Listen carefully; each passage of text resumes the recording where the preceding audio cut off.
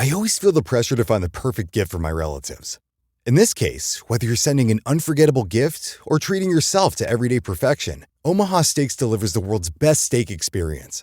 For me, I'm not just into steaks. I like all types of meat. That's why I'll usually get the Winter's Best Seller Pack.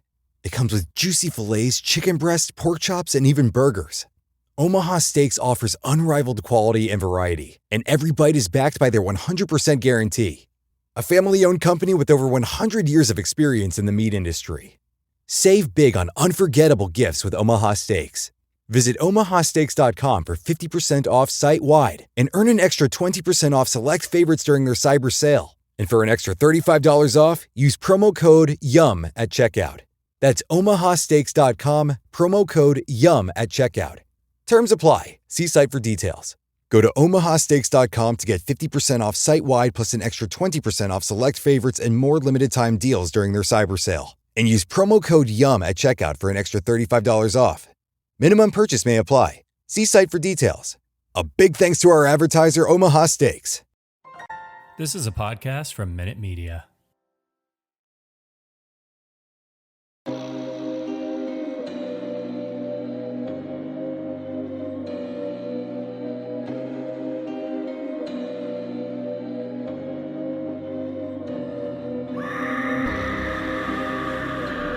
Hello, kitties.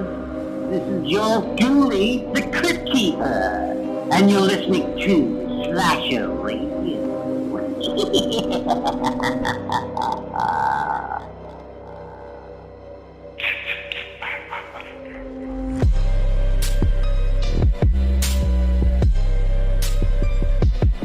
Welcome to Slasher Radio. My name is Mikey Bones.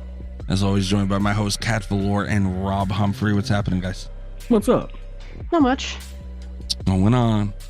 We are also joined by a guest, Allie Surreal. What's going on, Allie? Oh, hi. Oh, hi. DVD Week. We're going to be joined shortly by Mathieu Cote of Behaviour, Dead by Daylight, all that stuff. So we're going to be in and out of here pretty quick. Rob, you've missed this one, unfortunately. I did. These things always seem to be scheduled when I can't make it. Yeah. Definitely not intentional. Don't read into it. I'm starting to think it's on purpose. No, Behaviour, very busy company, especially now. They have a ton of shit that we'll get into before the interview, maybe after. Yeah. I don't know. It's better that you guys handled it than whatever. I'm not super familiar with the game. Right. You know, I just don't. I don't play any games that much anymore. To be honest with you, it's hard to find time. Right. So I haven't played it that much. So you know, it makes more sense for you guys to do it than for me to be there anyway. That is fair. That's fair and true. We get into a bunch of stuff. As everybody knows, Chucky is coming to Dead by Daylight, which is super fucking cool. But when this comes out, it'll be less than a week, and I can't fucking wait. Stranger Things, all these things, and that's kind of the thing too with these games. And I know, you know, like a lot of our listeners, like how much of them game in general.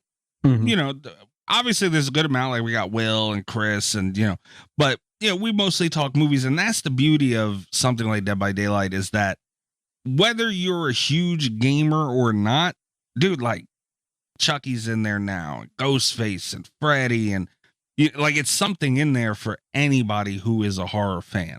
Nicolas Cage, yeah. Nicolas Cage is in there. Yeah.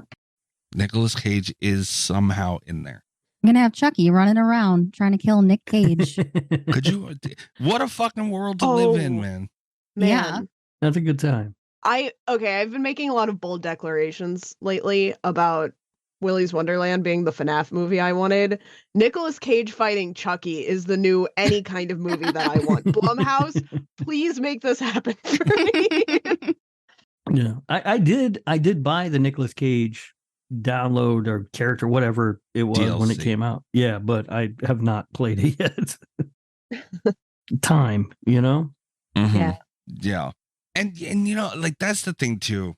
Dead by Daylight has a very, you know, like there's a side of the fence. And you know, you're either on one side or you're on another, you know, depending on whatever games people play. But the thing is, like, I catch myself on there sometimes, and I've played the game for years. And I catch myself still to this day. Like I loaded into a match not too long ago, as Ghostface on the Haddonfield map. Like, that's so fucking cool, man. Yeah. And you have these characters chased, like you have Laurie Strode in the game, and you know, you can, if you're a Michael Myers, that's really cool. If you're Pinhead, that's really cool. Like, you have this world that they've created with all these characters that a lot of people spent their whole life with, and you can now play them and against each other. And it's like a Super Smash Brothers of the horror world. I love that so much. Yeah, that's a good way to put it. Right? Yeah. They got Alien in there, right? They do. Yeah, man. Ellen Ripley. That's cool. And the cat. And Jonesy's in there. Oh, yeah. Jonesy's in there, too. That's Yeah. right. You told me. I saw that. Yeah. Rob, does the fact that, are you aware, I think we talked about it last time, the scamper thing. Has the scamper thing won you over at all as far as wanting to? I haven't seen it yet, so I don't know. I will say, too, though, as far as like, there's a lot of things that make me kind of want to play this game, like get into it more, but it is kind of intimidating coming to it now. Mm-hmm. You know, and also I know I'm going to get like in matches or whatever with people who know what they're doing, and I'm just running around like an idiot. Yeah. Wiggling. I think that's the thing that like trips me up about multiplayer games in general. Because the ones that I've played that I've liked the most, I've been in on the ground floor, you know, where everyone's embarrassing themselves. But there is like a certain expectation where it's like, it's not even that I'm afraid I'd look silly. It's that like, I'm afraid I'd end up with someone who plays the shit competitively, you know, like, because I've had those people on my teams when I knew what I was doing, and that frustrates the shit out of me. I don't want to be that person. There's a steep learning curve, especially now. Yeah. Yeah. This game has been out for so long, and it's become, we got into it with Matthew a little bit, the perks and all the things you have to know, and that anything could happen at any fucking time. And half the time, more than half the time, it doesn't tell you what happened. You just have to know. And that, you know, you have to remember that throughout the match. You have to remember that fucking forever in case you run into it again. And it's got all these different variables to it that is so fucking frustrating sometimes, but it's part of what they do. Like, you have to be at that level. And I know people who are insanely good at the game, and they're very patient. Like, we have Allie, our friend Huff. Rob, you don't like Huff. No, I don't like Huff. No, you don't like. But then you said you kind of liked Huff when he showed you his nipples. Oh, yeah, he did show his nipples. Yeah, that was kind of funny. Okay. If you know, you know. We're not getting into that right now. So, but anyway, but he's so good at the game, but he's so patient with it. And we got Let It Hang to play with us, and he's never played Dead by Daylight. And you have someone who's insanely good at the game like Huff showing someone who's brand new like Marcus, and he was so patient and so helpful. That's the beauty of Dead by Daylight 2. As much as people from outside of the game might look at the toxicity of it, which exists in anything, but like, people forget, like, that gets so much shit that people forget there are people who want to help people learn how to play the game. Saying all of that, I guarantee you I could test Huff's patience. Oh, I guarantee you can too. Oh, I bet you could. You test mine on a regular basis. Yeah, I know you can. But I'm saying, oh God, Allie, could you imagine Huff trying to teach Rob how to play Dead by Daylight? We have to make this happen. That would be fucking hysterical. Patreon episode. God damn it, it'd be so funny. But that's the thing. Like, it is intimidating. It's very intimidating. But you know, the thing I can tell people who haven't played the game yet, if you get a group of friends who are also interested in hopping on, do it together. And that'll make it better. You learn together, you help each other. This person figures out this, so on and so forth. Yeah, you're going to run into a match against somebody who knows the fuck they're doing, and they're going to run through you big time. But, you know, you can also have really cool moments. And I've been trying to be more active on Twitter. I actually just posted a thing while we were recording the last one. You know, I've been trying to post gameplay because it's wild how much fun you can have on the game. And even if you lose, like, you could just go in there and say, look, I'm going to do this, and I don't give a fuck about nothing else. And you can have a fucking blast, man. But anyway, so I guess we can kick them over to actually drink roll call real quick, guys, because I'm kind of happy. Does anyone have anything fun for drink roll call? I got cheer wine. Oh, look at you. I was going to. Chris suggested a Jello shot drink that I started to make, but I forgot how long it takes to make Jello shots, so they're still liquid, and I'm having a beer. Hell of a deal. But you have Jello shots for later. But tomorrow I'm starting my morning with a Jello shot. Sweet. That's what I'm saying. That's you, a Chris. win. Chris just set your whole fucking weekend, man. Look at that. Future Cat's going to be very happy. And then Yeah. slightly later down the road, Future Cat is going to be really pissed that I woke up and did Jello shots. With a headache. I am drinking. Allie, do you have anything fun? I have margarita in a can. Nice. Nice. Goddamn. Yeah. Cutwater? No, it's Club Tails, I think. Yeah. Oh. I saw it and I had to get it. I completely forgot you had got that. Allie had told me they have margarita in a can at this place. I'm like, you got to do drink roll call this week. So Margarita in a can it is. margarita. Rob, can you start drinking margarita in a can again, please? I don't know, man. Those hangovers were pretty rough. Yeah, but come on, man. Is that fair? You're going to be selfish? What about the rest of us? Because you did margarita in a can. You know how it is. Dude, margarita in a can don't play. Is that one strong, Allie? It is 10% alcohol. No, but I'm saying, how do you feel, though? It's pretty strong. Yeah. I've only drank half of it so far. God damn it. See? Those Cutwater margaritas kick my ass. Maybe it's just how margaritas interact with cans somehow. Could be. Maybe. It might be, but man, yeah, no. Rob, you had done by the time I got it. I can't remember if it was 2 or 3 episodes of Margarita in a Can, and I finally had got it, and I was sitting there like, God damn. Yeah. Without that thing, when it says it's over, it's over. You have no say in the matter. Yeah. Those margaritas don't fuck around. No. Maybe I'll have to try margarita in a can. Cat, do it. They're delicious, Cat. For a long time, I was having a lot of fun, like seeing what the most insane cocktails I could find in a can were, but I feel like a lot of them haven't been strong. Yeah. This one is definitely strong. Good to know. You fucked around. See, again, and I made the mistake. It's all fun and games. You hear Rob margarita in a can, and it's funny, and then you do it, and you're like, oh. I am drinking. I found the. I don't like saying this. Monster Hard. Oh. Yeah. I have the Monster Hard. It's I don't know. I think they call it Beast because people don't want to go around saying fucking Monster Hard. Like they don't embrace it like Arizona did. Yeah. But I finally found it was at a Rite Aid that I was in, and I was eyeballing it, and this was like the 3rd time I was in there. It was still there. I said, you know what? But I got like 10 of them now in the fridge. So this will be my drink roll call for quite some time. Are they good? They are fucking good. Yeah. All right. They're Is still it sugar free. Yeah. I was just going to ask. Oh, they are, Allie? Yeah, they are. Okay. I didn't even look, and to tell you the truth, forgot to look. Dude, they're good.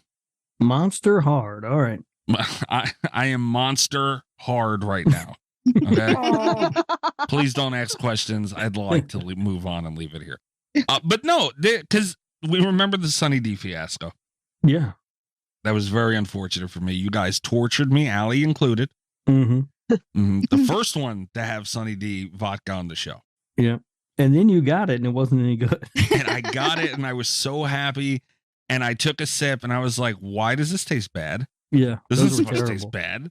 I'm pretty After sure all I this- bought a 4-pack of those and threw 3 of them away. God, dude, I bought 2 4-packs of them. There's no fucking finally. I don't know. I'll get this chance again. I was trucking through on principle, but yeah, but no, these are really good though. Honestly, they don't have the punch, but it does a little. I'm feeling pretty good right now. All right. That's Yeah. fair. Yeah, hell of a deal.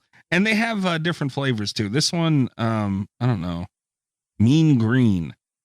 The other one I had was white. The white one was better for what it's worth. Yeah, I like the white one.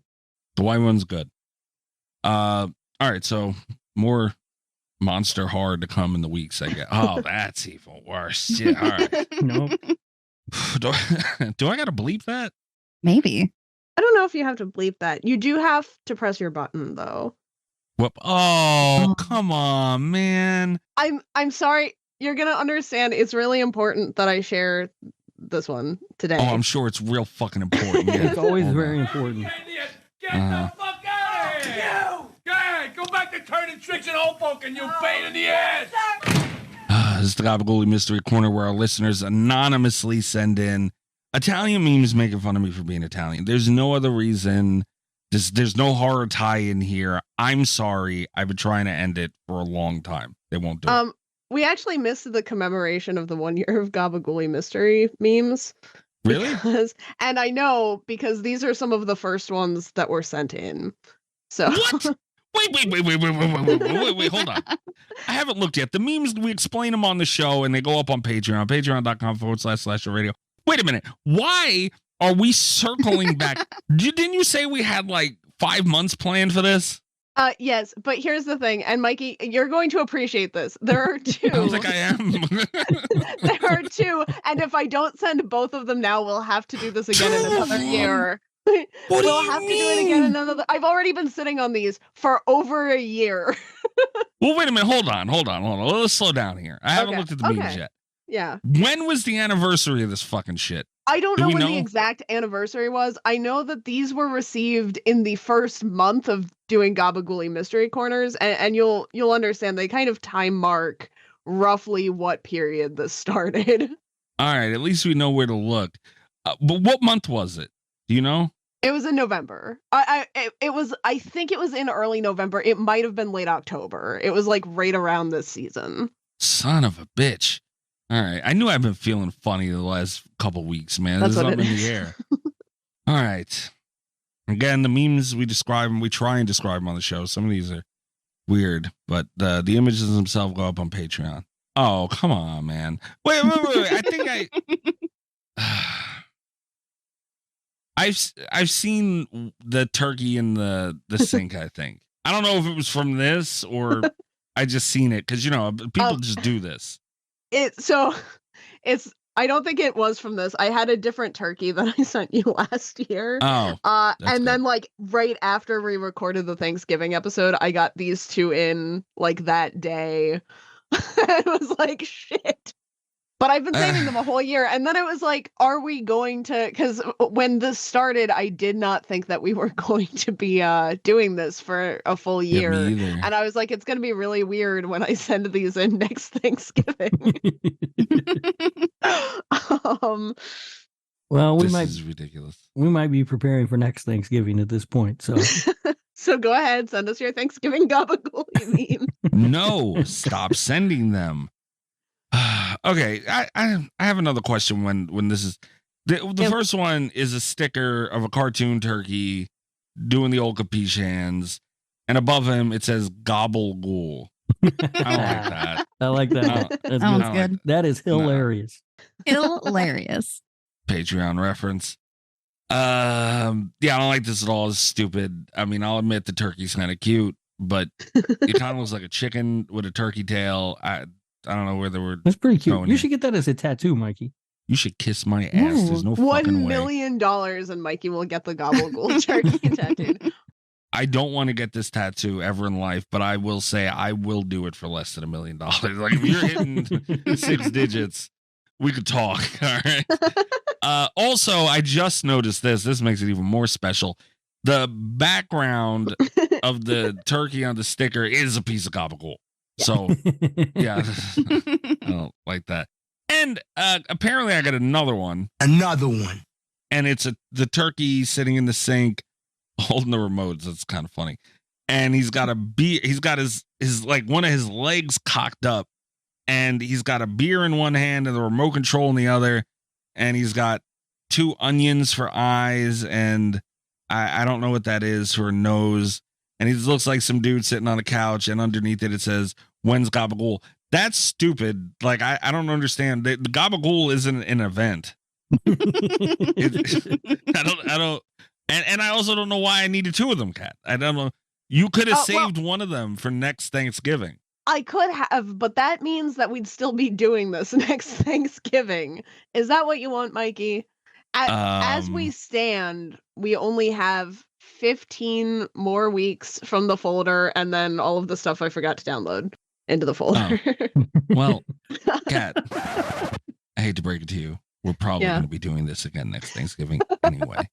All right. Our listeners are buttholes.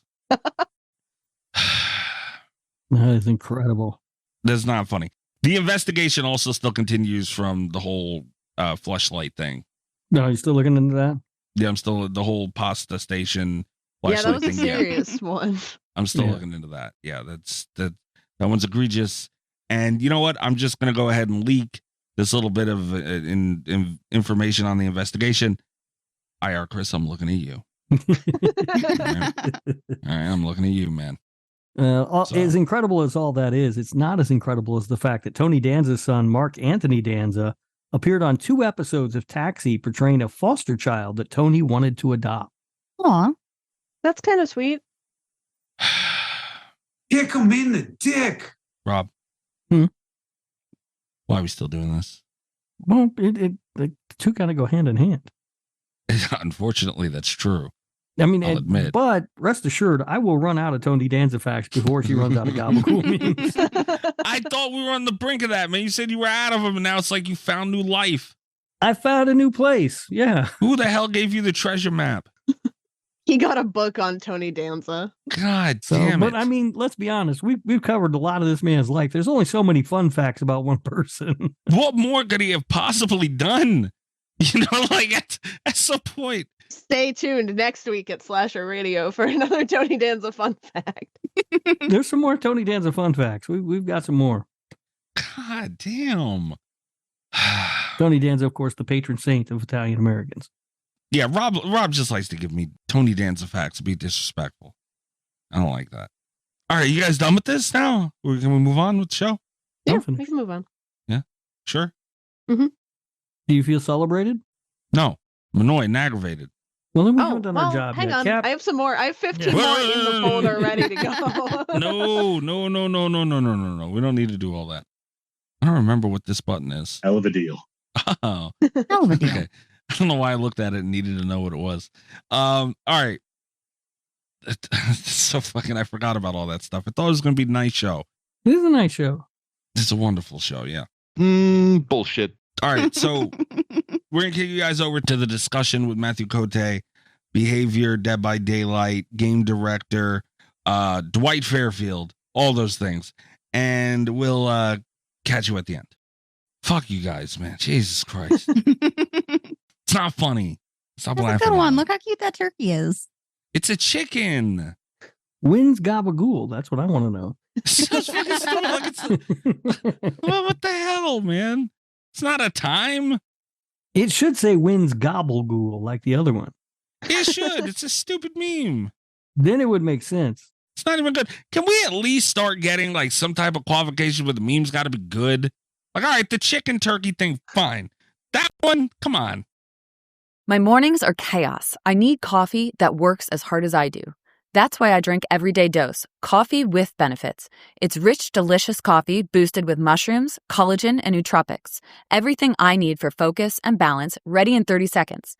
The Black Friday sale is on. Get 61% off your first coffee plus starter kit, a free A2 probiotic creamer, and over $100 in free gifts. Plus, enter for a chance to win $100 cash or get your entire order refunded. Visit everydaydose.com/podcast or use code podcast at checkout. I always feel the pressure to find the perfect gift for my relatives. In this case, whether you're sending an unforgettable gift or treating yourself to everyday perfection, Omaha Steaks delivers the world's best steak experience. For me, I'm not just into steaks. I like all types of meat. That's why I'll usually get the Winter's Best Seller Pack. It comes with juicy fillets, chicken breast, pork chops, and even burgers. Omaha Steaks offers unrivaled quality and variety, and every bite is backed by their 100% guarantee.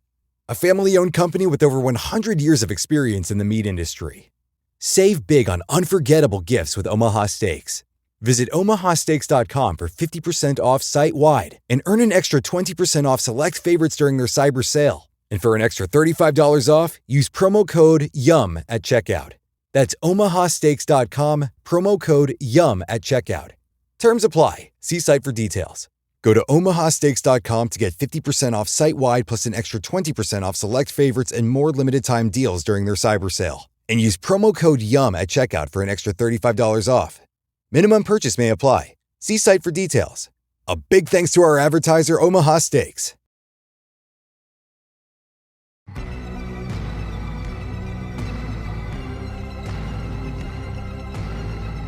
It's all right. If we start now, it just means I can say whatever the hell I want because she's not there to. Perfect. Yeah. So you know, me. just so you know, we have a thing where we record bleeps for our show. Like whenever somebody gets bleeped, we have a record of who gets bleeped and how many times they've been bleeped throughout the year. And I want you to know that you do have a bleep on our show. Already. Yeah, because last time, I forget, you got in trouble. You said something you shouldn't have said, and we had to bleep it. So you officially do own a bleep on the show. That's right. good. Am I far from getting an award or something? Like, do I need to really work hard if I want to get to the top of the list? You'd have to work really hard.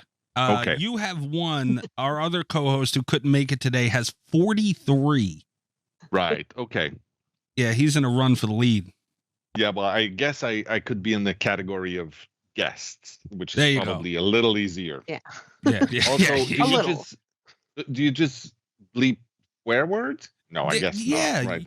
Yeah, usually it's just there's a very select few words that you can't say. You know, our network and stuff, and our co-host doesn't mind saying them and giving me extra work. I was just about to start listing them, but I won't. Yeah, no.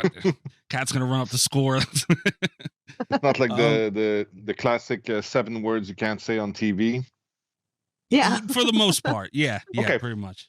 But I'll do my best. All right, so Matthew's gonna run up the score. Again, thank you very much for joining us. We're very excited to have you on again, Matthew. We appreciate you taking the time and giving us some of your time. Always a pleasure. Always a pleasure for us. Before we get started, you guys have a ton. You are very, very busy over there at Behavior. Very busy. It's been an intense year. I can tell you that. Absolutely. But before we get to everything that you have coming up, I wanted to mention just 2 things. First of all, you've been I've noticed you've been streaming. You've been active a little more on Twitch lately. Oh, me personally, yeah. I find it super fun. There's a weird gang of people that sort of gathered around, especially a while back. I had a Minecraft server and we were just playing super chill and constructing a little village there. So there's some friendships that spawn from that, and so I've started streaming again the last few weeks, mostly super chill games, and then I can talk softly and just enjoy my time with quiet people. It's kind of nice. Yeah, it's nice to see. I hopped in and checked out a couple of them, and I was like, holy crap, look who's live. Well, thank you. That's nice. Yeah, do you find like serenity in it? Like, is it hi, by the way? Yeah, Hi, you're muted. y'all. Yes, sorry. Hi, thank you. I'm so glad that you were all able to join us again. Hello, Mathieu. Salut. Salut. Always a pleasure. You guys are always welcome. So there's a bit of a serenity in this. It's just a really chill time when I can talk to people, and I have a little crawler at the bottom or a bot message that tells people, please keep your DBD questions to DBD time because this is my time off. So and most people are super understanding, right? Absolutely. Yeah. And then the other thing I wanted to mention before we get into everything you guys have going on right now, I can't even think of the word still. I've been trying to figure out a way to put it. Bravo on the Alien release. Thank you so much. I mean, I honestly was, whenever you guys release, especially IPs, there seems to be a little more care. The attention to detail that you guys had, from just the look of the Xenomorph and Ripley, but even like to Jonesy and everything that you guys, what was a little bit of the process of going in, because you haven't really gone in depth the way you did with the Xenomorph. And I think that was the first time we really seen that much attention to detail.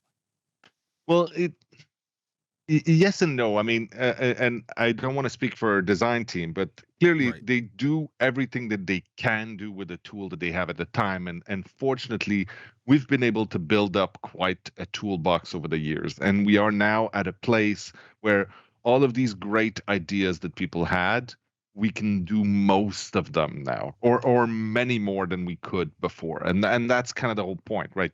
And I think that the really, like, how we build maps has changed so much over the years.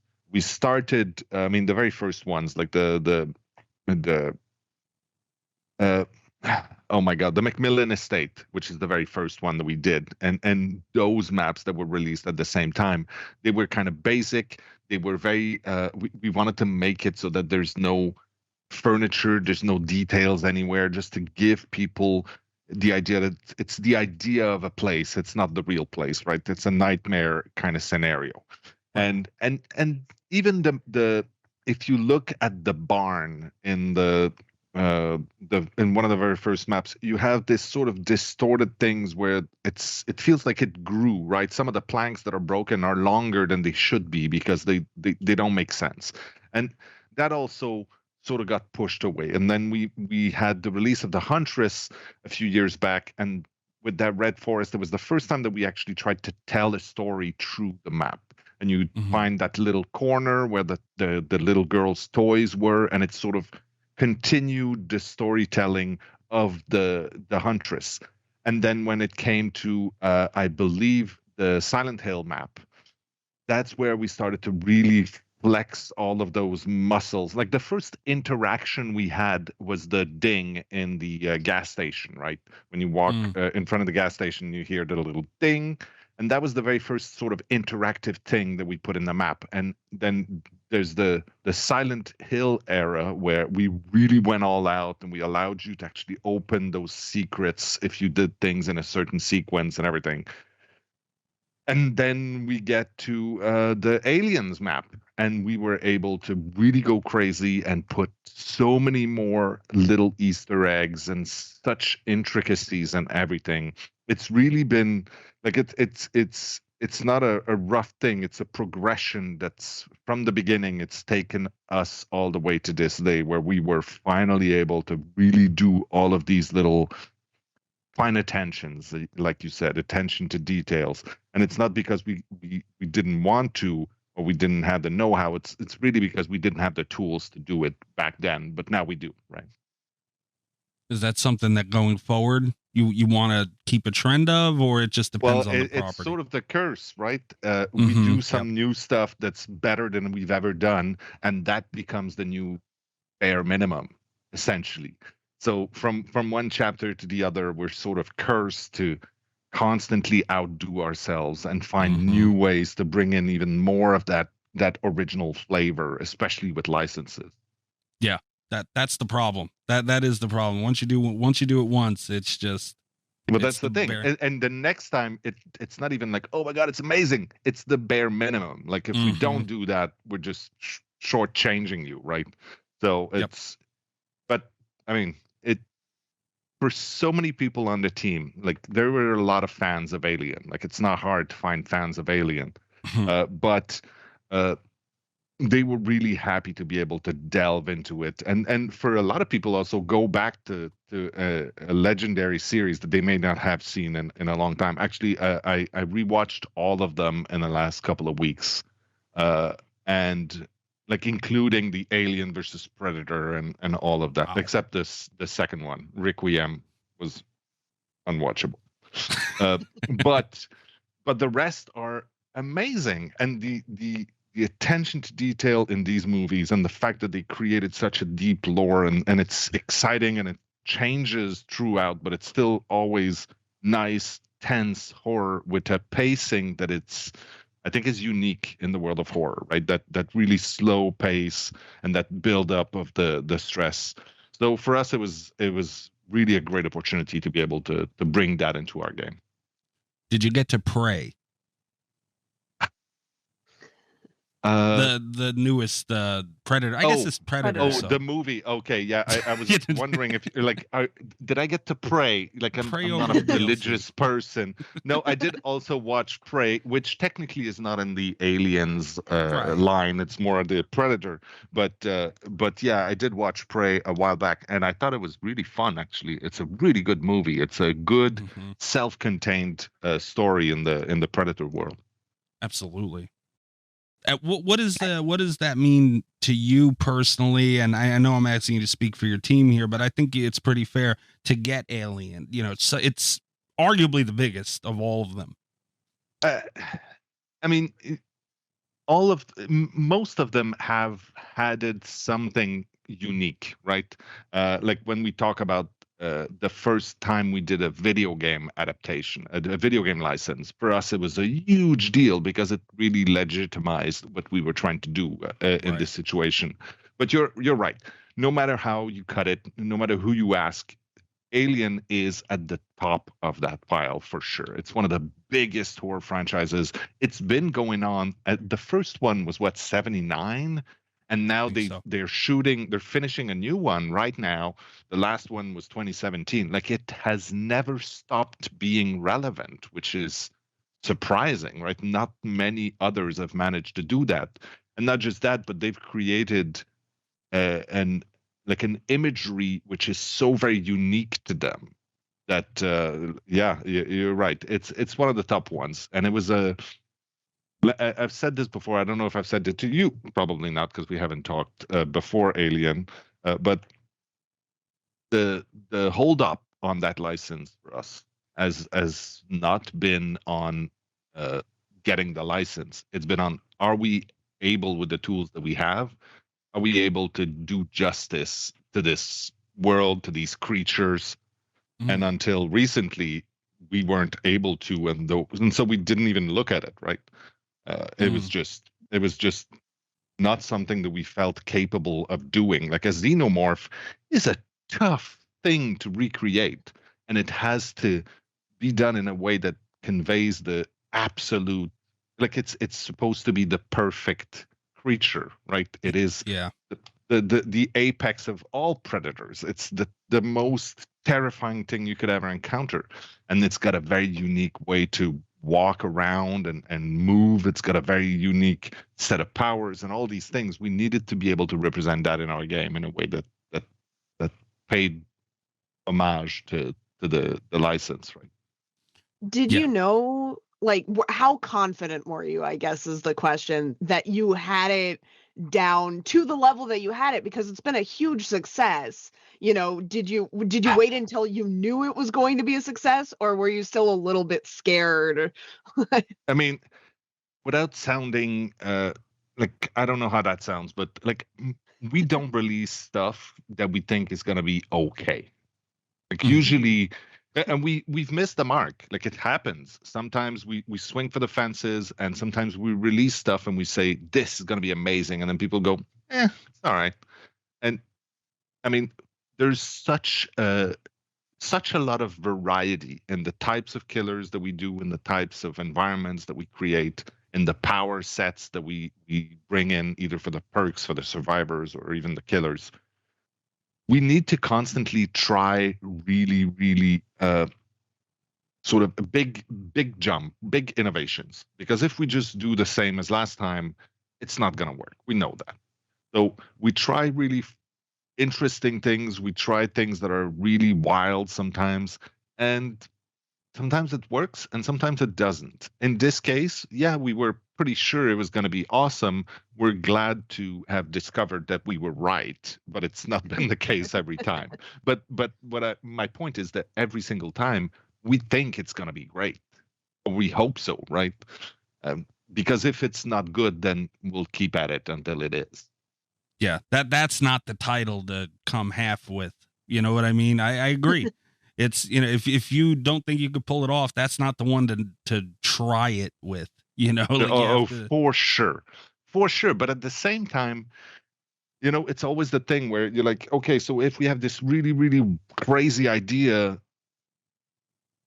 we don't want to wasted on an original chapter, fair enough. But at the same time, yeah, you're absolutely right. We don't want to try something too crazy with a killer that's licensed, and then people go, "Yeah, you really mucked it up this time," and we're like, that's terrible. Like, that's a position we never want to be in.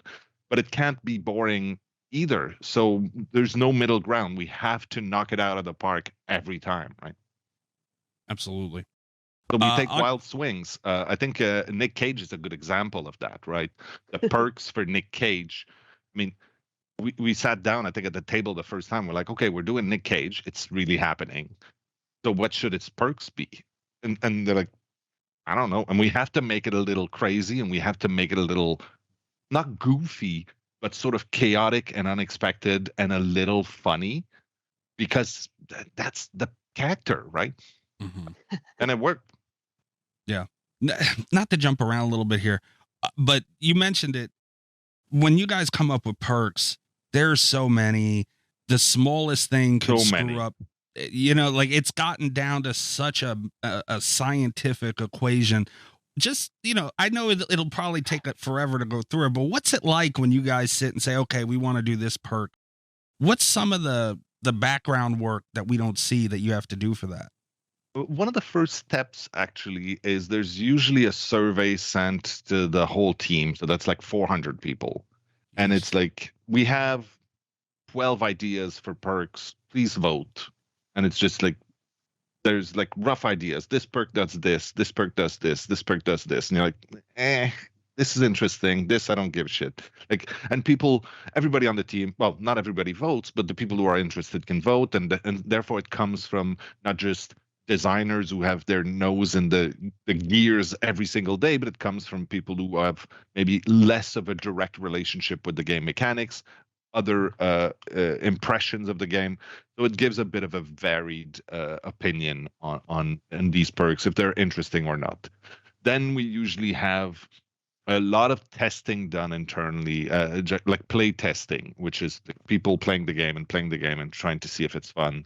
And obviously, there's a huge pass of QA, like the quality assurance, people making sure that it works as intended. But the problem we're facing with that, if anybody's done like statistics or basic math in school, the number of combinations of perks that now exist in Dead by Daylight, especially if you count, I have 3 perks, and all other survivors have another combination of 3 perks, and then the killer can be either of these 30 killers plus all the combinations of perks. It's astronomical, right?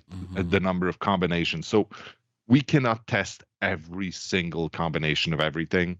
That's why we have the PTB, which is on Steam only, but it allows us to put that in the hands of as many people as we can, people who we know are going to try to break it and screw with it and do the worst possible thing because they have it only for like a week and they try everything. And so that helps us immensely also tweak things and making sure that it's I mean, we say balance, but we have long ago embraced the chaos of Dead by Daylight, right? We know it's not tight like the rules of basketball or something, or a game of League of Legends, which is always played on the same thing with the same rules, and you can have a championship. Like, it's a great e-show. It's not an e-sport. It's too messy for that. It's chaotic, but that's part of the charm. That's why you can have someone with 5,000 hours in the game playing and still getting surprised and still having unexpected things happen every single time. On your most recent roadmap that you guys released, we see that there is a collab with Rainbow Six Siege. True. You guys have done this before with PUBG. Yep. And we've also done something with For Honor. For Honor too. That's very true. I haven't seen, and just off the top of my head, I don't remember such a drastic crossover in as far as difference of games. What makes you guys keep doing this stuff? Because it's cool to see. It's, first of all, it's fun. Secondly, we have a lot of friends at Ubisoft. They're very close companies. I mean, if you work in Montreal in the industry for any number of years, you have friends in most of the big companies, right? It's sort of a very it's a close-knit community. So we know a lot of their people. We've worked with them on many things. So these are easy relationships, and means that it's easy to have a chat and go, oh, by the way, we should do this, and then it happens, as opposed to others which may be a little more delicate to negotiate. And already, because we had done something for For Honor, it was sort of easy, and we talked about it. I mean, Rainbow Six Siege is a gigantic game. So for us, it was super fun to be able to do something with them. Of course, it's great visibility, but it's also really interesting because we've shown, and especially when we do things that are a little outside of our usual realm. I'm thinking right now of Attack on Titan, for instance, which was sort of a step outside of what we usually do. And we did these officer uniforms for all of our survivors and all of these things. And that was a huge success for us. Like, people really, really enjoyed it. And it didn't dilute Dead by Daylight. It didn't take away from what we are. And even if you don't know Attack on Titan and you walk around and you see one of our characters wearing that outfit, it's not going to clash, really. It's just another outfit. So there's very little risk on our side. Like, we're not taking big risks in doing that. I mean, some other collaborations might be like some characters might be too silly or might not fit with our aesthetic, but something that's sort of realistic and that's a little aggressive is sure to find its place.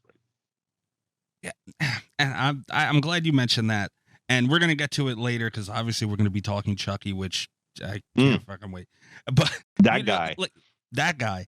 But you guys, I like that you're starting to embrace things being a little silly, things being a little funny, and having that aspect, and I think things like this, like Rainbow Six and, like you did with For Honor and all those things, it allows you to do that. And you guys seem to have been leaning into that a little bit more.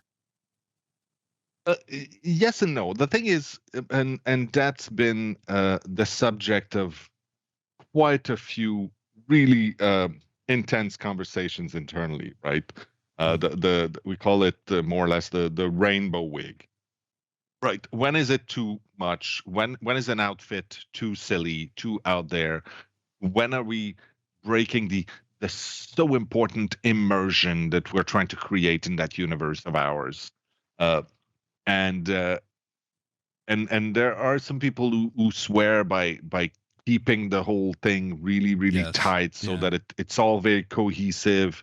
Nothing is taking you outside of the game. And there are others who say, you know what, this is the player's game. They can do what they want. If they want to be silly, they should be able to be silly. If they want to be intense, they should be able to be intense.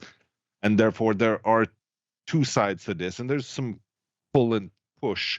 I think that the important thing, for me at least, the way I see it, is the more Dead by Daylight there is, the more you're allowed to add a little dash of this and a little drop of this other thing, and you're gonna still have Dead by Daylight there. Like, if it was at the very beginning on the first year and we only had very little content, anything we added risked diluting is a word that I like to use a lot with this, because it's really the idea of, we need to keep the concentration of Dead by Daylight, of what is the core, what is our original content.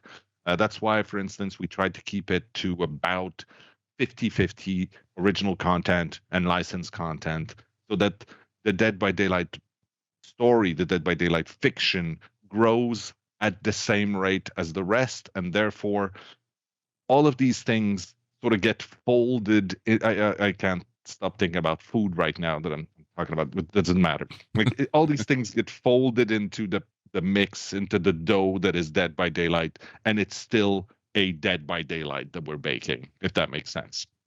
Yeah. You never make anybody happy is the problem. Yeah, you're 100% right. Yeah. We make a lot of people happy, and that's good enough. That's the goal.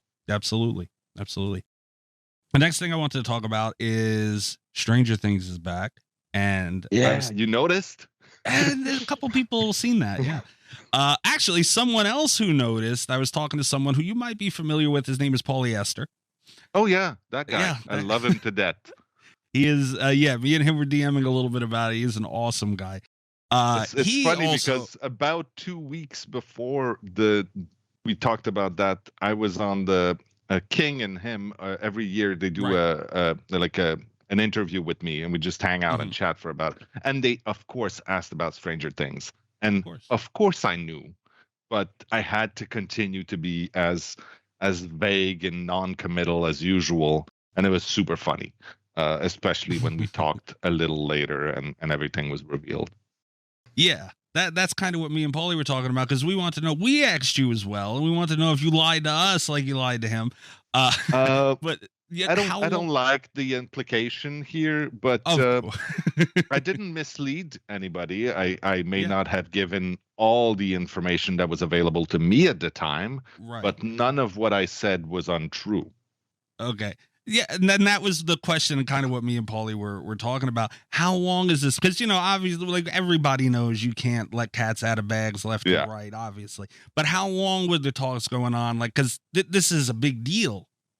It's hard to talk about any of the details of that negotiation without giving away information that is confidential. Let's just say that when it became possible, it was really quick. Okay. Allie still there? I think we lost Allie. Allie's sleeping. Allie fell asleep. Could you imagine? It's okay. These are soft voices. That's why. But the chapter, can you speak a little bit for what it meant to the community? Because, obviously, I could only imagine how many times you get asked when Stranger Things come back. But when it did come back, it was such an eruption. And you guys did it on Stranger Things Day, too. Do you guys, I'm sure you do, but can you speak to what inside you guys' studio, what the community aspect of getting that content back was? I mean, like you talked a little bit earlier about trying to make everybody happy, and we know we can't make everybody happy, but we knew that this was one of the really rare times when nobody was going to complain. No. Or almost. Well, there's still some people who can manage to find ways to complain, but it doesn't matter. Overwhelmingly, people were happy about this, and we like, it's one of those things where, like, our PR team and our marketing team and the community managers, they're sitting there going, "Oh, for once we have an announcement to make that we know was not gonna, turn around and slap us in the face. Like, this one is probably safe." And it was kind of refreshing and nice. Nice. Well, last time we talked, when we asked you about it, you said that you guys, your goal is to, you never want to lose content. And you kind of talked about that as, you guys, that was something you were going to focus on going forward. Is this, I know you can't talk about, details of agreements and everything else, but what's it look like for the future of it? Like, go ahead. I'm sorry. No, that's fine. What I can tell you is the only other piece of content that's been removed is Attack on Titan. And that was sort of always the deal with them. It was a limited time thing. And the limited time thing is not uncommon in the industry, especially for like cosmetics and aesthetic things. The FOMO presented by this model is obviously a valid monetization strategy. And it's been brought forth and discussed many times, because we've never purposely done that in Dead by Daylight. Not yet. The stuff that's in the archives, in the Rift Pass, it comes back to the store later. I mean, there's a window there where you can get it in the Rift and have bragging rights, and that's great. But it's going to come back. It's all content that at some point will make its way back into the store. It might change in the future. We might do some limited time offers on, I think, very specific things and for very specific purposes. But that's not our strategy, at least right now. That being said, it's almost impossible to sign a contract with someone and say, this is forever. Mm-hmm. Nobody will sign a forever contract, or very few people. So all of these licensing contracts have a renewal date, and every single time it's a new conversation with people. And most of the time, it's a very nice and pleasant conversation with people who are like, yes, this has been a great success for both sides. Let's continue to, renew this and make it forward. But also, every single company has their own strategies and their own roadmaps and their own plans. And sometimes it clashes for one reason or another. And sometimes it's more delicate to renew. So we are not protected. We can never swear that it's never going to happen because there are things in those conversations that are absolutely outside of our control, right? Right. But we certainly do everything that we can to make sure it doesn't happen, and we continue to provide all the contact. One of the things, though, that is not going to change, if you bought something, you will be able to continue to have that thing for as long as Dead by Daylight exists. What is at risk is our capacity to sell that thing or distribute that thing. So that's what happened with Stranger Things, right? The content was not removed from the game. Well, the map was, but you could still get chased by the Demogorgon. You could still play as Steve if you wanted, if you had bought it previously. It was not going to be removed. What was removed is our distribution right. Right. And I think that's kind of just the answer that people don't like. And, people who might not be familiar with things like that and IPs and everything else. But that's the way it is with everybody. And that's the answer nobody wants, but that's the answer nonetheless. You guys, Chucky's going to be coming to Dead by Daylight. It's still weird to say. Yeah. People have been wanting, I'm sure you've heard Chucky for years and years and years, and people wanted him. And it kind of goes I'd back say to it from the first year. Really? He was on the list for sure. Oh, yeah. Wow. Kind of what you were saying earlier with Alien and the Xenomorph and everything. It seemed like, at the time of the game, from year 1, year 2, and even year 3 probably, and maybe even on, it seemed impossible. I love Chucky. He's one of my favorite franchises. I would have loved to see him in Dead by Daylight for years, but looking at the game and the possibilities of coding and all those things of making a game, it seemed impossible. And you guys figured it out. Yeah. What was the attention to detail again, like we mentioned earlier, above and beyond? What was it like? I mean, we were able to build on a few things that we had done over the years. Like one of the things was Victor, right?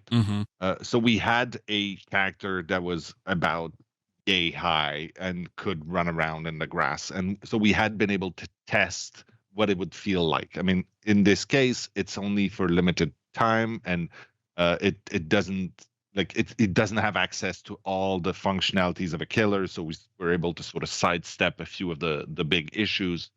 But we had tested some of the very important principles, which was really important. And then when we were ready to start doing it, we looked at that list of what things are going to be problematic with it, right? Like vaulting windows, putting someone on a meat hook, carrying people, all of these things. Like we knew, we need to do that when we have a killer. All of these things need to happen because of the gameplay, the way it is. How do we make sure that not only does it make sense and it doesn't look stupid, but it has to be fun and it has to be in character and it has to make sense in the world of Chucky, right? Right. And again, I like to name Dave in this, but the whole design team did amazing, and the animation team also, specifically on the Chucky challenges, really stepped up because it needed to look cool the whole time. And I think that seeing Chucky's little leg shuffle under a pallet is kind of magical. Absolutely. What was the brainstorming process like? Because like you have access to the list of issues, but then was there one person whose job was to figure out, this aspect, or did you have like a team meeting where everyone came together and was throwing out? Because I think what you guys landed on, it was a little bit, it was very out of the box, but it works really well. Yeah, getting the ghost in there was a stroke of genius, I'd say. Absolutely. To me, it's on par with the day when Dave showed me Michael Myers, and he was just standing there watching you, and I'm like, this is stupid, but it's also genius because it's the creepiest thing I've ever seen. But you're in a video game, and the bad guy is just standing there doing nothing. But both of us are having the time of our lives, so really, you've done something masterful here. And it was sort of the same deal with the idea of the ghost, which is, I mean, in fiction, it's kind of weird because it's the ghost of himself, right? He's the spirit possessing the doll, so it's sort of weird that is disembodied persona, whatever. But that meeting that you're talking about, that very big meeting that happened, was actually us sitting down with the people at Universal and talking through everything that we needed to do to make that character happen, and them being super on board from day one and sort of bouncing ideas off of each other to figure out how we're going to make this happen, right? And that's amazing when you work with people who are familiar with your product. They know their product, of course, from beginning to end in details, and they're able to make decisions with it that if you're just dealing with, let's say, an agent handling someone else's property, they don't have that luxury, right? So in the That's case, fantastic. we that were you guys, able to, it's like a collaboration with Universal. and those are always not only the most fun for us, but they, in my opinion, they are the ones that yield the best results, right? Where we can sort of take the source material and sort of expand it to fit within the box that is Dead by Daylight, so that it becomes something slightly new, but that's like it. We're painting a picture using a different set of brushes, right? And so it needs to be slightly different. We're not doing photorealistic stuff, if my metaphor holds.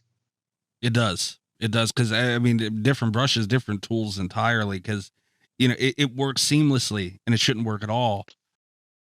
But you mentioned working with Universal, and I don't obviously know who exactly was involved, but you have guys like Don Mancini over there, and Child's Play / Chucky they've always been such a tight knit franchise. Yep. Everyone, the same people are always involved, and I think that's what kept it as strong as it did for as long as it's been strong. You kind of answered the question working with Universal back and forth, but were you guys able to work with anyone, like a Don Mancini, go through that process, and even, working with obviously Brad Dourif and Jennifer Tilly for the voice lines, which are a whole nother conversation. These are the only two names I can drop in this conversation. Okay. But yeah, having the real voices was, I mean, it's, again, from the moment we've done that, it has become the bare minimum, right? It's now something that's absolutely expected from everything that we do. So we do our best to deliver on these. But it was really awesome. And seriously, hearing Chucky scream at survivors as he's walking around, and especially that Maury, it's so good. Oh, yeah. That Maury has been going around. I look through the trends on Twitter, and some people send me stuff on TikTok. I don't use it. Yeah. All I see is the Maury, and people couldn't believe it. It's in the first 5 minutes of the PTB, people make videos of the Maurys immediately and post it everywhere, right? It's usually the first thing that people look for. So yeah, and in this case, I think we totally delivered. Like that little shit is really kicking the hell out of people. Oh, literally, Yep. that kick in the end. That little kick at the end is just perfect. It's like, it gets me every time. Die already. What was it like as with the voice lines? Because I had seen conversations too, actually, where people were talking about, did Dead by Daylight take it too far? Because, like we've always seen, like visually, obviously, there's implications of people being killed, and, but when it's certain words, we were talking about it earlier, certain words just automatically get looked at differently. Well, what was that like, balancing that line? It's funny because the game has always been 18 plus, right? From day one. Absolutely. It's just we decided it was gonna happen. Now, the first few Moris, we tried to be as not necessarily tame, but this was not the whole point, right? The whole point was it's really based off of especially movies like Halloween, like the old school slasher movies, where it's all about the anticipation of the violence, not so much about showing it. And I think when we did The Hag, which was end of the first year, she's the first one with a very, very explicit Mori, where she just rips people apart and she actually eats their organs, and you see the little organs in her hand. And from that moment, we're like, oh, no. We probably need to really push this and make them. That's the payoff, right? That's the big moment. And even if you get killed, it's kind of fun to watch.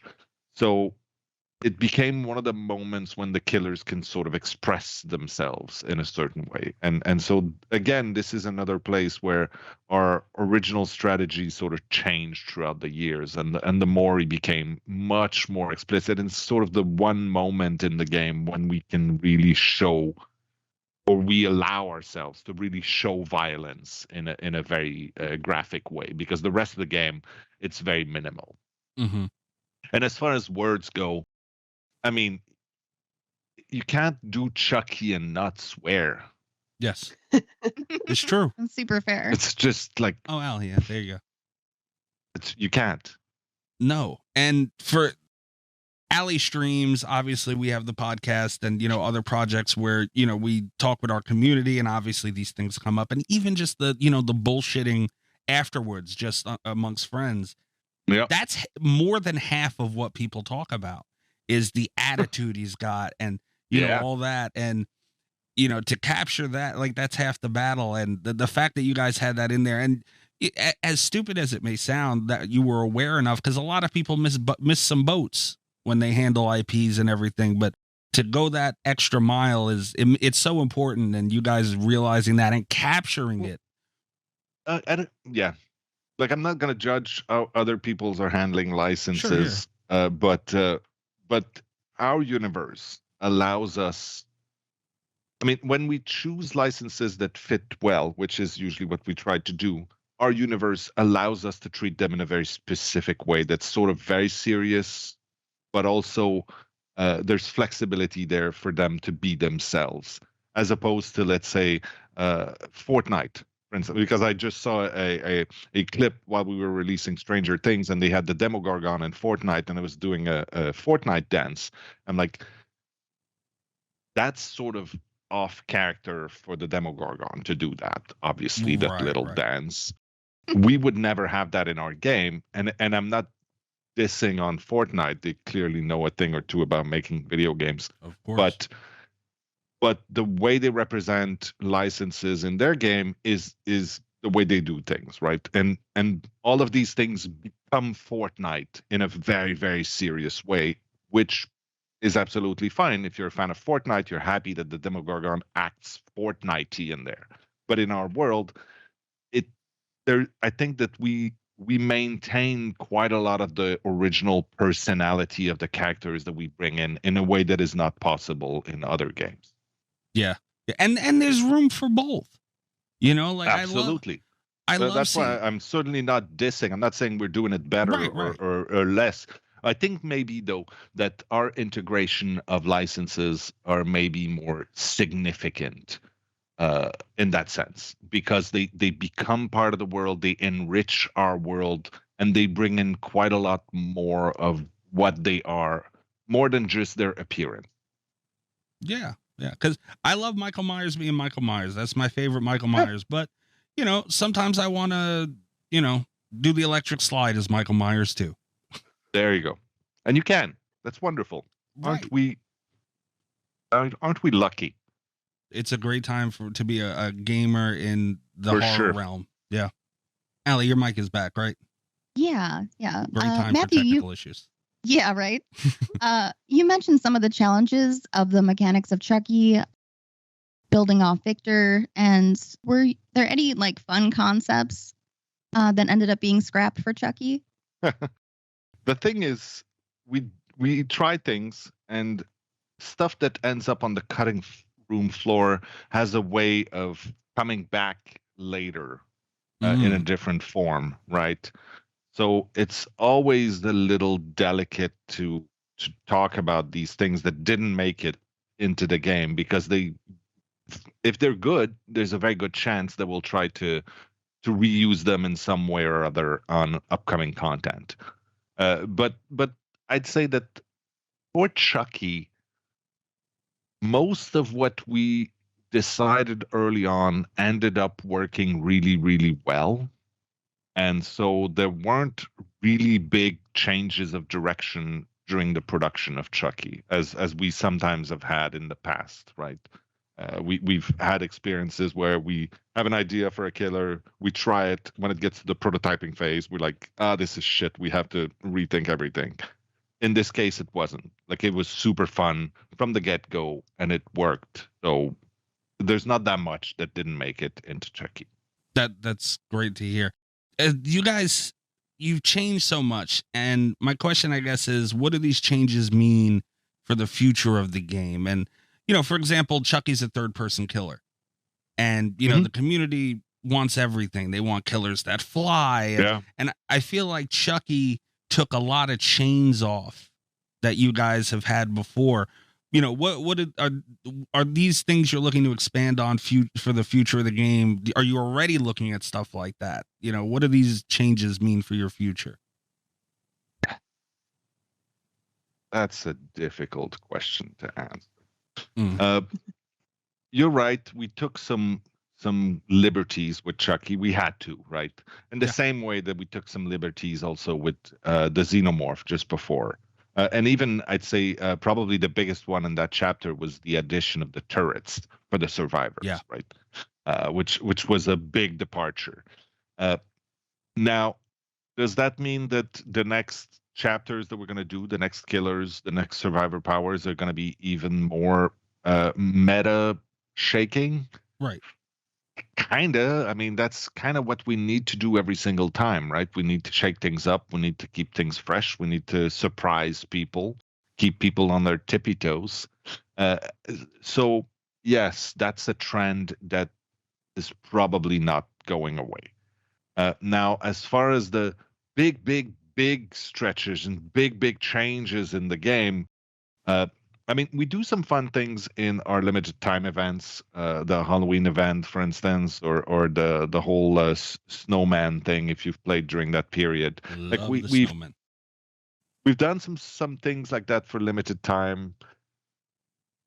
Those are super fun and people enjoy them. So we'll continue to do these kind of things and sort of allow ourselves to see what else Dead by Daylight could be.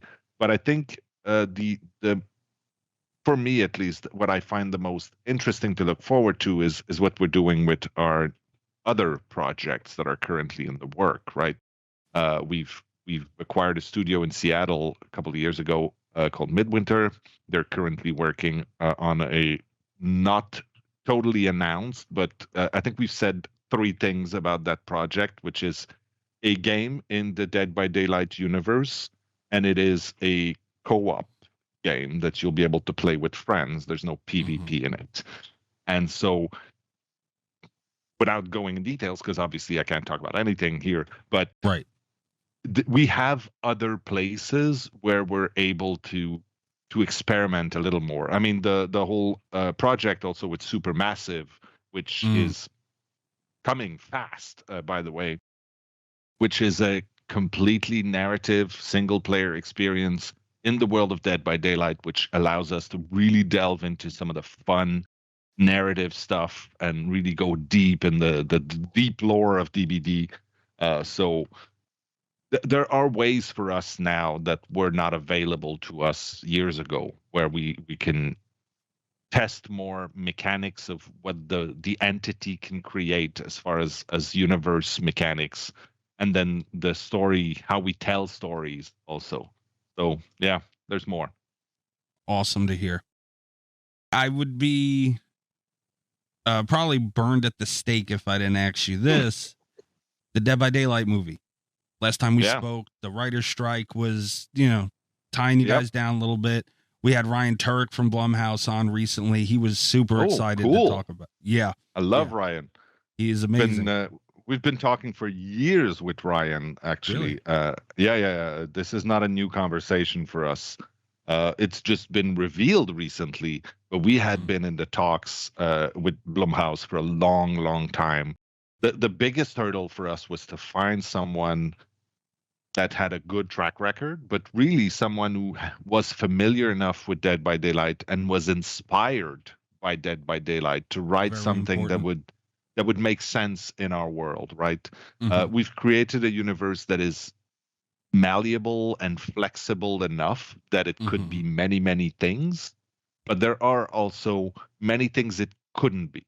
Yes. And we've had conversations with ridiculously talented known people from Hollywood who said, hey, I could do this, and pitch us something, and we're like, oh my God, I want to see this, but it's not a DVD thing.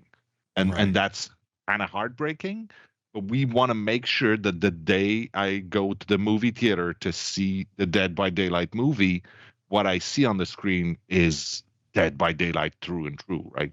Yeah. So Ryan knows this. Ryan plays the game as much as, I mean, he plays the game quite a lot. Like he knows the game inside and out. So he's a great help for us in sort of vetting people and figuring out who's the real deal. Because people will say, yeah, no, I know the game, and then they'll start talking about it, and you go, bullshit. So as you mentioned, of course, the writer's strike was put a bit of a dampener on that, and then the actor's strike also made things difficult, but it seems to all have been resolved in a very positive way for most people involved, I guess, except for the big studio execs, but they'll be all right. Yeah, they'll be fine. They'll be crying on their $1 billion yacht. So those conversations now can start again in a much more active way, which is very exciting. I don't know if you'll be able to answer this question or how much depth even, but do you think you might have found the person to create, or is there a bright light at the end of that search tunnel? Yeah, I can't answer that. Okay, that's fair. I cannot wait to be able to answer that, though. Yeah. And then and tell you, look who signed. Yeah. Oh, I was just since you can't talk about whether or not some genius has been signed behind the scenes yet, are you feeling really good? Are you excited about the Blumhouse partnership generally? Because, we just had FNAF come out. They're doing video game titles. They're doing other, adaptations and stuff. It's a good time to be partnered with Blumhouse, right?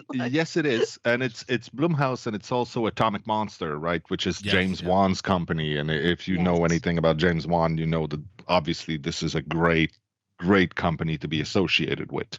I think that in the world of horror movies, Blumhouse has managed to create, like, it's a relatively recent company. If you look at all the the movie companies, right? It's sort of a young buck in the race, but they really managed to make a name for themselves for amazing quality horror. A lot of it was shot really cheaply in a sense, but it never looks or feels cheap. Like there's a lot of movies that happen in just one house, and they were very smart in the way that they've allowed people to create movies, and they've been able to sign some really interesting people. I mean, the whole Jordan Peele has done some really great stuff with them. They've done the Halloween, the revival. Like they've done some really, really interesting stuff. So yeah, I think that it would have been really hard to find a better partner for this. And that's what horror is all about, always, right? It's always been the genre that doesn't get much money, and you got to make, gold out of shit sometimes. And that's the genre to do it in. Absolutely. We do have a couple of kind of, I guess, community questions, I guess we could call them. Just a lot of stuff that our community, and I'm sure you guys have never heard the end of the question. Allie, try me. Yeah, so cross progression has always been something that has really been sought after by the community. On your website, it does say it remains on your radar, but is limited to Steam and Epic at the moment. Is that something you're still actively working on? Yeah, but I can't give more details than that. And that's one of the subjects that I really don't want to get into, because it's a lot of it has to do with technical limitations and hurdles and hurdles between the way things happen with different first party. So yeah, I don't want to get into that. I'll pass on this. That's one. fine. Okay. Disenchanting items is another thing that we've seen coming up over and over. You know, and I mean, myself included, I can't tell you how many brown add-ons I'm never going to use, and have hundreds of them. And you know, how many broken keys? Yeah. Is that something you guys have ever looked at? Finding the answer for? Actually, in the first month of Dead by Daylight, I remember we talked about that. So it is a subject that keeps popping up. I mean, it's not. It's a small annoyance, or it's an opportunity. I think more to the point, it's something that we could build over there and do something cool. But if we don't, nobody's in pain because of it right now, right? You might be annoyed that you've got another bullshit item you're never going to use. Fair enough. But it's not a pain point right now. It's a great opportunity, and we might do something really cool with that. But yeah, it's important and an opportunity, but it's not a pain point, which usually gets a lot more priority. Right. Another thing that a lot of people talk about is PTB. You mentioned it earlier, only available to Steam. There were talks recently, I think this last PTB, maybe Alien, I don't remember, but about that coming to console. There any progress on that, or? I mean, don't get me wrong, some technical people might be able to figure something out. It's just that on Steam, it is such a simple matter. It's such a simple thing to do, and it works well, and it's supported natively by the platform. And it fills its purpose. I guess that for people, it's really exciting to be able to see and get the content beforehand and get a little taste so that they can buy it later. But like I was saying earlier, the purpose of the PTB is for us to be able to test stuff before it goes out, so that we can make sure it's really, really shiny and polished. And that purpose is currently filled with the people that we have on Steam. Yeah, I think people forget that. Like, it's not, you know, the goal isn't for everybody to play as Chucky. The goal is to fix the bugs for you guys. Because if that was the goal, we could say, oh, the first week, everybody gets everything for free. And then after that, we put a paywall. That's not what we do, right? The PTB is there for us to test. And that's why also sometimes people will play the PTB and then they'll buy the thing and go, hey, it's different. And we go, yeah, we think it's better, but it's different because the PTB's goal is to test things. The last time that we spoke to you, we mentioned the possibility of different game modes. If there was a possibility, or if there was any update on that? Yeah, I sort of hinted at that a little bit earlier, saying that we've done that in some of our limited time events, whether it's the Halloween event or the snowman or things like that. And we've done that a few times, and we will certainly continue to do that. Game modes are something that we talked a bit about it during the anniversary, I believe. And yeah, there's some really cool stuff that I don't know what shape it's gonna take to get to you, but you're gonna see some really cool stuff with that. Okay, look forward to it. Was that too much? No, that's just enough. Is that another bleep? Nope, no, that's good. No bleeps. Matthew, thank you so much for your time today, sir. We appreciate you immensely. It's always nice. Absolutely. Aud as well. Thank you so much for your help with everything. I mean, and not, you know, just to wrap it up really quick, you guys, with the addition of Chucky and, you know, even Alien, the world you Behavior in general has created is absolutely incredible. And, you know, just thank you for everything you guys do for the genre, honestly. Thank you for the kind words. It's really nice to hear. I mean, Yeah. we do this because we're passionate, and most of us have a good time most of the time. So we'll definitely keep at it. Yeah. I mean, it's great to talk to you because of your knowledge of your product, obviously, but your passion is, what makes it fun to talk to you. And we just thank you again for your time today, Matthew. We appreciate it. Thank you so much. Thank you. Thank you. That's very nice to hear. Thank you, guys. I'm always Very gonna pick up the phone for you guys for sure. Absolutely. Thank you so much. That means the world to us. You guys. And please, Mike, don't ever hesitate to circle back to me. I told you this is. Please circle back whenever I'm not quick enough to answer, because it's very important to us that we continue to talk to you guys, and we love doing podcasts. So continue, keep the horror genre on top. Really, you are the absolute best. I wish there were a million odds that worked for every PR company in the world. We need to clone her. It's enough. We can't clone her. It's ours. You can't have it. Thank you, guys. I really appreciate it. Thank you. We love you guys. Thank you so much. Thank you. Have a great day. There you have it, Mathieu Cote. We appreciate him and everybody over at Behaviour for hopping on with us. Make sure to check him out on Twitter at mcote_BHVR. Google Dead by Daylight. They're at Dead by Daylight. They're not hard to find. Chucky out November 28th. I can't fucking wait to scamper around with that little bastard. Check out the game if you haven't already. We have a Discord too, so that's another thing. For existing players, you want to hop in there, more than welcome. You can check all our socials at Slasher Radio on Twitter, patreon.com/Slasher Radio. Tiers starting as low as $3 a month. Please support the show, support indie horror, all that good stuff. The next show every week. Get the behind the scenes, before and after, and during bullshit that doesn't make the show. Can I start cutting the Gobblegly Mystical on there and putting it on Patreon? No. Rob? No. You're not gonna vote me on this one? No, it has to stay on the main show. Fuck. We have people who consider that their favorite segment. We can't just cut it. We also have people that send in that are just listeners and not patrons. So. Fuck them. They should at least fucking pay. I'll be damned. Do we really? Are you kidding me? Those are the worst ones. Mikey, I'll tell you something else. We have people that don't listen to the show that send in Gobblegly Mystery Corners, and I don't know how the fuck that happened. I'm trying to figure that out myself, to be honest with you. How the fuck does that happen? Yeah, patreon.com/Slasher Radio, at Slasher Radio on Twitter, and I think that's it. We're going to be starting the slashies up sooner than I can believe. So starting in January, first week of January, we will be starting the Slashy Awards. Make sure you follow us on Twitter so you'll be able to vote for your favorite horror topics of the year. This is the third year we're doing it. Third annual Slashy Award, Rob. Yes, it is. Do you need me to set up the spreadsheet for that? Nope, not you. No? God damn.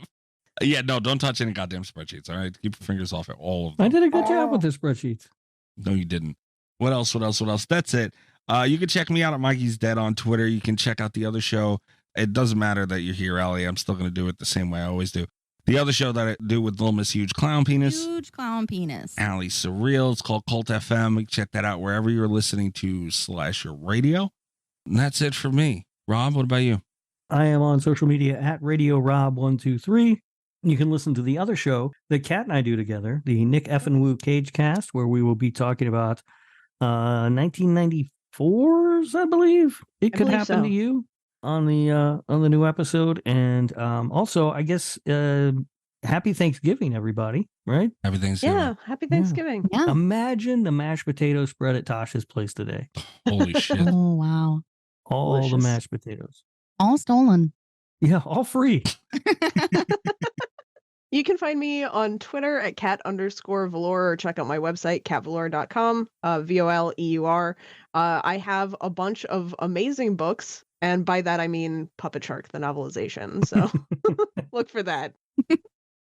Allie, where can everybody find you? You can find me at Allie Surreal on Twitter and Twitch. Yes, you stream Dead by Daylight. That's correct. Yeah. When do you stream again? Sunday, Tuesday, Thursday, right? Yes, Sunday, Tuesday, Thursday. And movie night in her Discord that Rob has been annoying me in frequently every Friday. Yeah, you try to keep it a secret from me now. I pinged at everyone. I didn't get anything. Okay.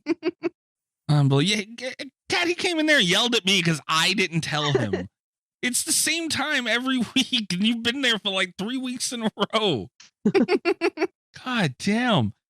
Also, I wanted to give a quick shout out to a couple of people who helped us throughout the process. Stuff like this, when you get to talk to people like Mathieu Cote, who's in a position that he's in the game and so knowledgeable of every aspect of it, you have a million questions you can ask them. Then you get into stuff that you're personally invested in the game and you want to know, but we gotta ask questions that everyone wants to know, and that's not always the easiest thing to do. So getting people that are involved in the community and invested in it is pretty important to us. Just to shout out these people that helped us out: Twitch streamers Huff and Puff, Straying Bat, Crescent Dude 85, Will the Thrill. Oh shit, I don't have my button ready. Will the Thrill. He's Darth Duke Rye on YouTube. Don't call him names. That's his name on there. Dr. Dookie or whatever you call him. Be nice to Will. Shout out to them for helping us throughout this process, just being involved. Allie has a really dope community. We have a really dope community. And the fact that they can come together in the way that they have and overlapped, and, it's a very harmonious thing. And, the fact that gaming can help with that as well as movies. There's a lot of discussion about movies as well as, stuff like Dead by Daylight and gaming in general. So it's really dope. I agree with all that, except I don't like that Huff guy. Yeah, you don't like Huff. Allie too, not for nothing though. A lot of this is not possible without Allie. So as much shit as I give you, Allie, thank you as well for helping throughout all this. Oh, you're welcome. Yeah, Allie once again saved our podcast.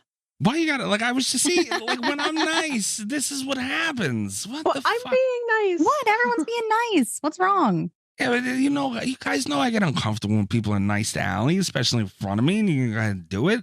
You started it. You were just nice. Right, and so you end it there, leave it. Come on, that hurt me enough. I'm agreeing with you. It has been said before that Allie is the lifeblood of Slasher Radio. Oh, has it, Rob? Mm-hmm. Yeah, that's crazy. You know what else has also been said? Rude and lazy Allie. She's no longer the lifeblood of Slasher Radio at this point. Just saying. I think I just made a comeback, though. That's what I'm hearing. Oh, Rob, you son of a bitch. That was a dirty fucking thing to do just right there that you did. That was mean. I think that you can get a title and you can lose a title, but then it can be rebestowed. And I think maybe Allie's earned it back. Yeah.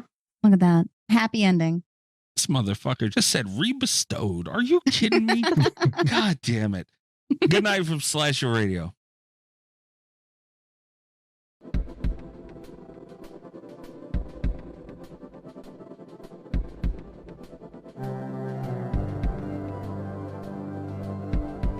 There you have it, Mathieu Cote. We appreciate him and everybody over at Behaviour for hopping on with us.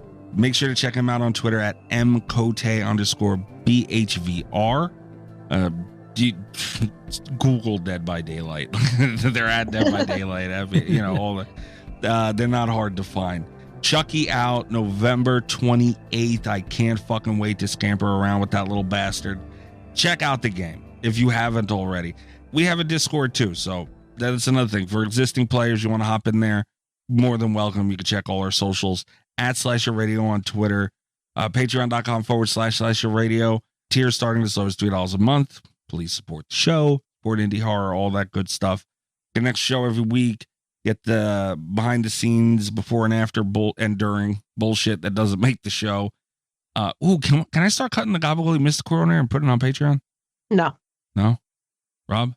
No. You're not gonna vote me on this one? No, it has to stay on the main show. Fuck. We have people who consider that their favorite segment. We can't just cut it.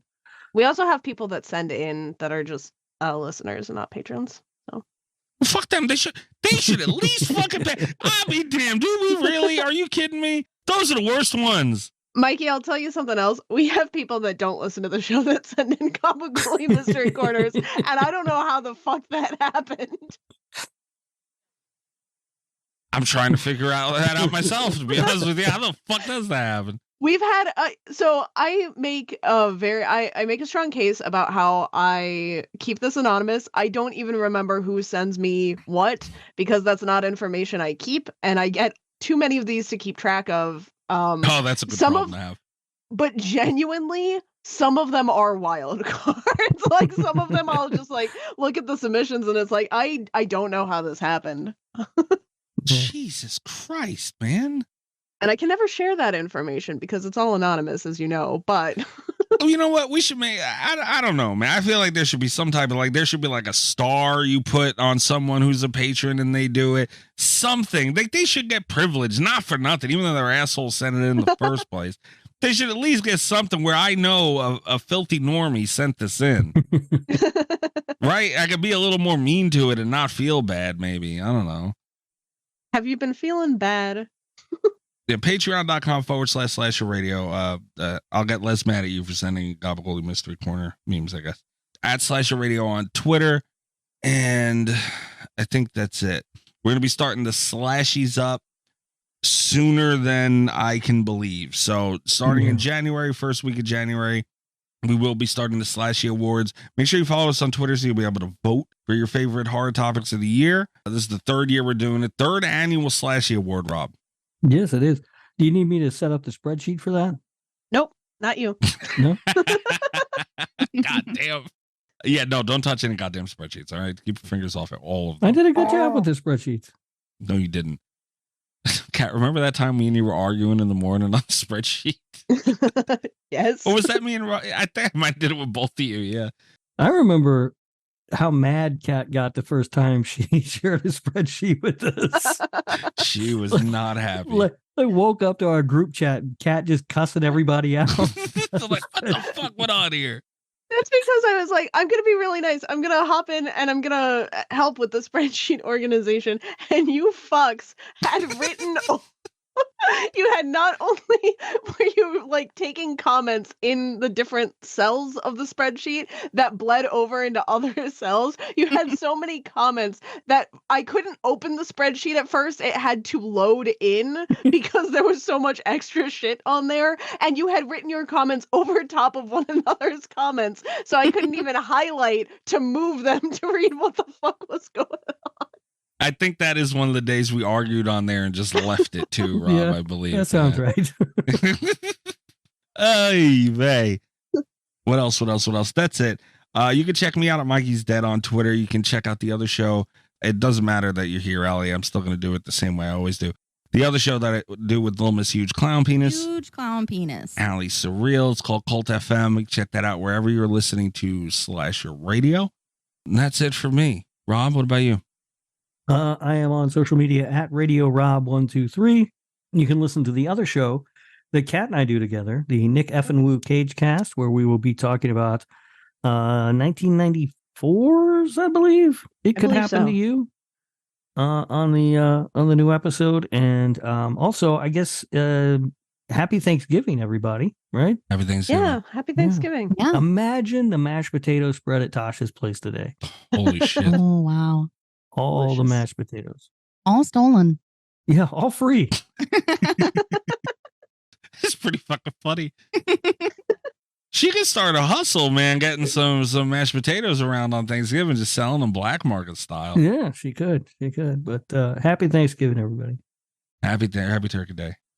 Happy Gabagool Day to everyone. God damn it, Kat. That's not nice. You can find me on Twitter at cat_velour or check out my website, catvelour.com, VOLEUR. I have a bunch of amazing books, and by that I mean Puppet Shark, the novelization. So look for that. Allie, where can everybody find you? You can find me at Allie Surreal on Twitter and Twitch. Yes, you stream Dead by Daylight. That's correct. Yeah. When do you stream again? Sunday, Tuesday, Thursday, right? Yes, Sunday, Tuesday, Thursday. And movie night in her Discord that Rob has been annoying me in frequently every Friday. Yeah, you try to keep it a secret from me now. I pinged at everyone. I didn't get anything. Okay. But yeah, Kat, he came in there and yelled at me because I didn't tell him. It's the same time every week, and you've been there for like 3 weeks in a row. God damn. Also, I wanted to give a quick shout out to a couple of people who helped us throughout the process. Stuff like this, when you get to talk to people like Mathieu Cote, who's in a position that he's in with the game and so knowledgeable of every aspect of it, you have a million questions you can ask him. Then you get into stuff that you're personally invested in the game and you want to know, but we gotta ask questions that everyone wants to know, and that's not always the easiest thing to do.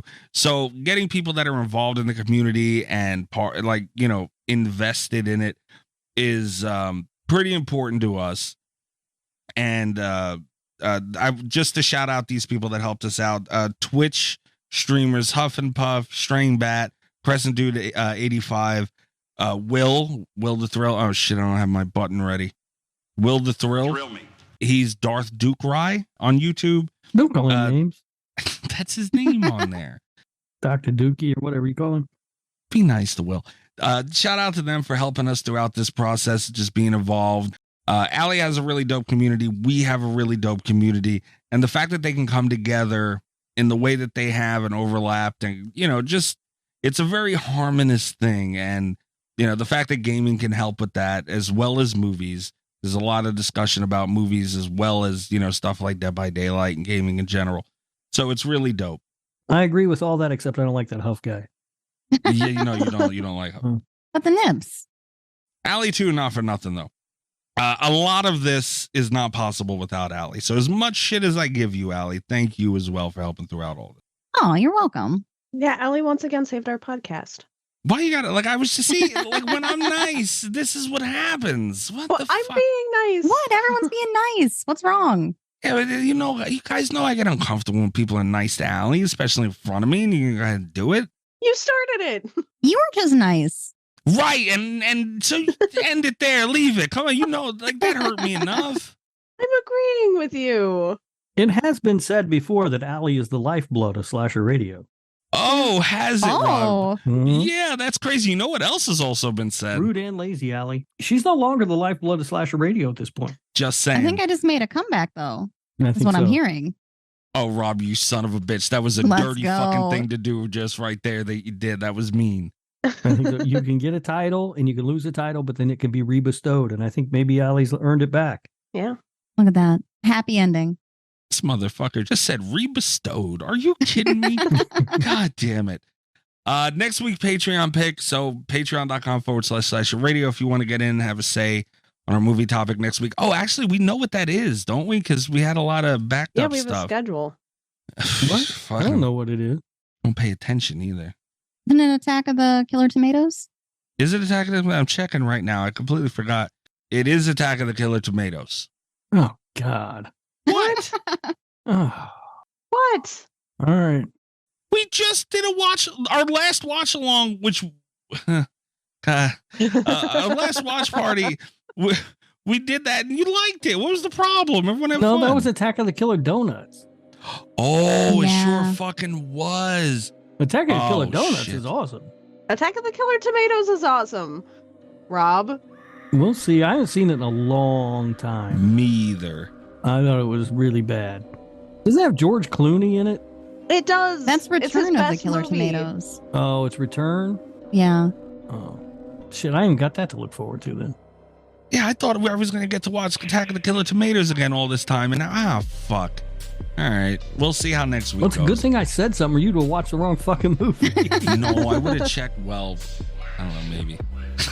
Might have, not gonna lie. When did this vote happen? I didn't even know this happened. Me neither. Did I not send it in the Cat knew, so you had to know. Oh, I've been campaigning for this all year. You might not have announced it. I didn't announce it, but I think I sent it to you guys in the group. No? I thought so, but yeah, I had to have. There's no way I missed a message in the group. You're a lying motherfucker is what you are, Mr. Humphrey, all right? All right, that's it, guys. Thank you again to the Behavior. Go check out Dead by Daylight. Chucky coming out. I can't fucking wait. Chucky, I love you. HIDEY-HO. Good night from Slasher Radio. All the best of Slasher Radio podcast.